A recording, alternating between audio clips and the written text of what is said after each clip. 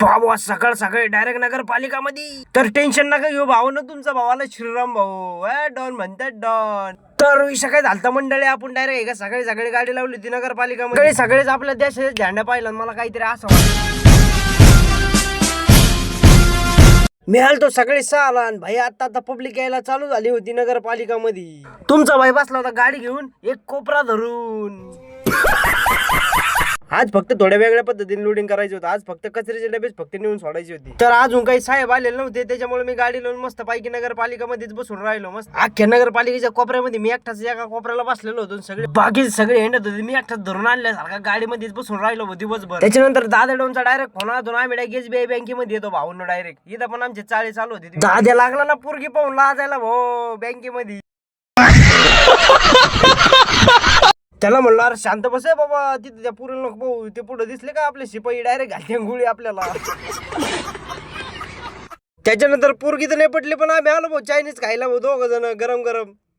एवढ्या भरून आम्ही चायनीज खातो. तर एवढ्या उन्हात कमून चायनीज खाऊ राहिलो. दाद्याला भेटला धोका हो. दाद्याच्या धोक्यामध्ये दादा इतका भयानक झाला का भाई आम्ही नुसती चायनीजच खायला गेलो. म्हणलं चला उन्हात आणायचं चल तुला भुडखंडीच लावून देतो मी आता.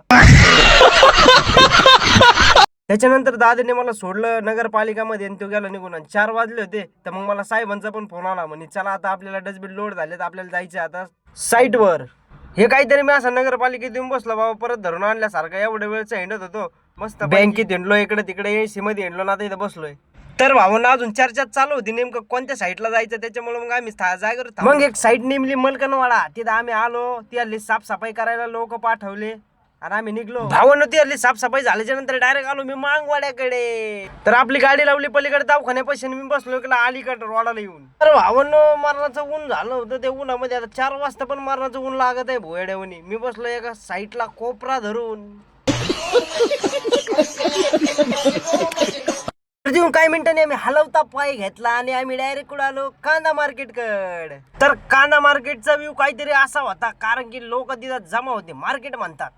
खूप जास्त दिवस झाले आजींना भेटलो नव्हतो. आजी पण तिथं भेटले. आजी संग पण थोड्या वेळ बोललो भावांना. मग असंच करता करता खूप टाइम झाला. मग मी संध्याकाळी शनिदेवाच्या मंदिरापाशी आलो. भावांनो तिथं मरणाची गर्दी होती. भावांनो मी पण लांबून दर्शन घेतलं देवांचं कारण की गर्दीमुळे आतमध्ये घुसताय ना. आणि मग आम्ही गाडीमध्ये निघलो होतो.